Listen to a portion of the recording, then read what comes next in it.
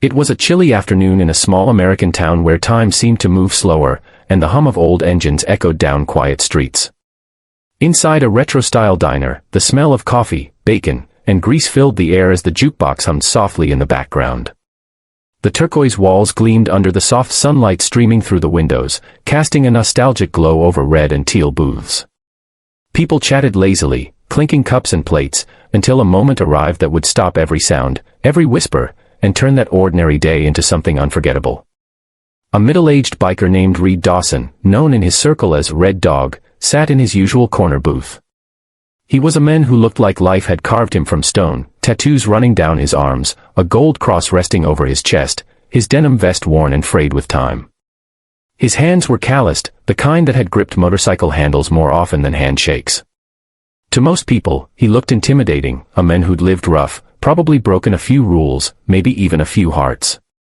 Yet behind his hard eyes was something deeper, something tired. He stirred his coffee absently, staring out the window, unaware that fate was about to sit down at his table in a form he least expected.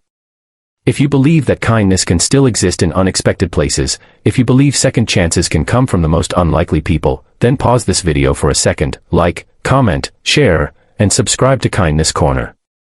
Your support keeps these stories of real humanity alive. That's when she walked in, or rather, stumbled in.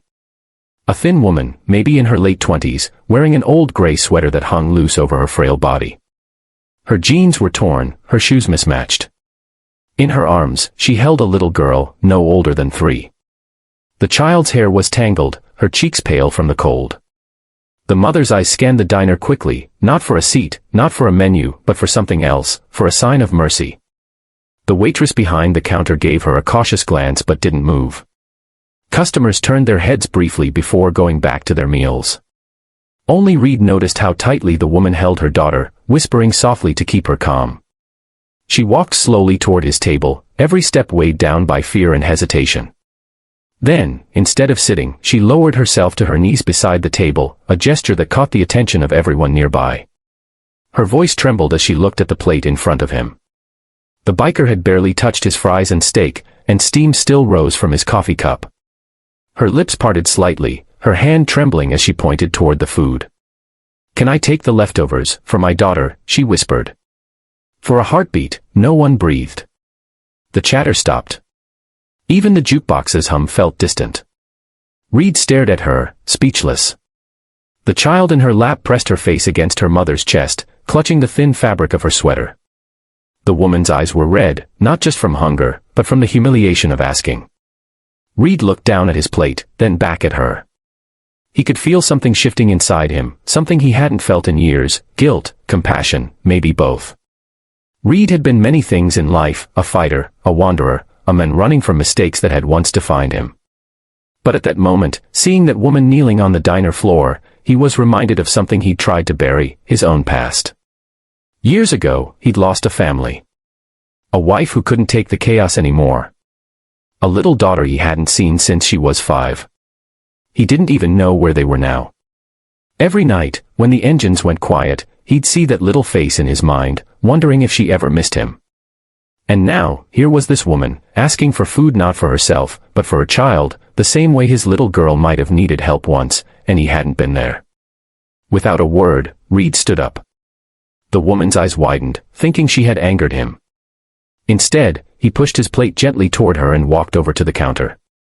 Everyone's gaze followed him as he spoke quietly to the cook, who nodded. Moments later, Reed returned, carrying 2 takeout boxes filled with warm food and a bottle of milk.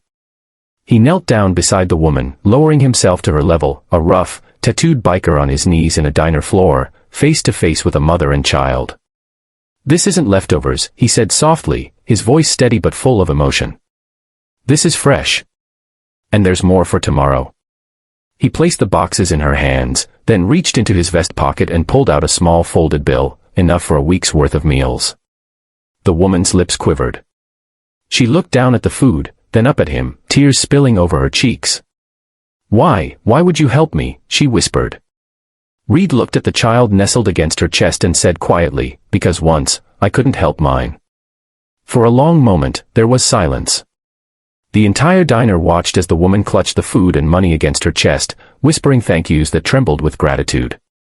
The other bikers, sitting a few booths away, turned their eyes down, some swallowing hard, some pretending not to wipe their faces. Even the waitress, who had stayed still before, now came over and offered a warm cup of cocoa to the little girl. Reed sat back down slowly, his heart heavy yet lighter than it had been in years.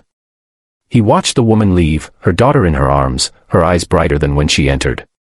The sound of the diner returned, faint murmurs, clinking dishes, but something had changed. Kindness had filled the room like sunlight breaking through clouds after a storm. He looked out the window again, the reflection of the departing mother faint against the glass. For the first time in a long time, Reed smiled, not the tough biker smirk people were used to, but a quiet, genuine smile of a man who had just found a piece of himself again. That night, as he rode his motorcycle home under the fading light, Reed felt something warm in his chest. Maybe it was hope. Maybe forgiveness. The wind whipped past him, carrying away the years of regret he'd worn like armor. Somewhere out there, he hoped his daughter was safe, maybe even being cared for by someone kind, someone who believed that a single act of compassion could change everything. And that's exactly what happened in that diner. A woman who had nothing gave everyone a reminder of humanity. And a man who thought he had nothing left to give rediscovered the part of his soul he thought was gone. If this story touched your heart, please take a moment to like, share, and subscribe to Kindness Corner, because sometimes, all it takes is one act of compassion to change a life forever. Before we end, I'd love to hear from you. What would you have done if you were in that biker's place? Comment below, your words might just inspire someone watching right now. As the neon lights flickered outside the diner that evening, no one who had been there forgot what they'd witnessed, a single question, a single plate of food, and a silence that spoke louder than any words ever could.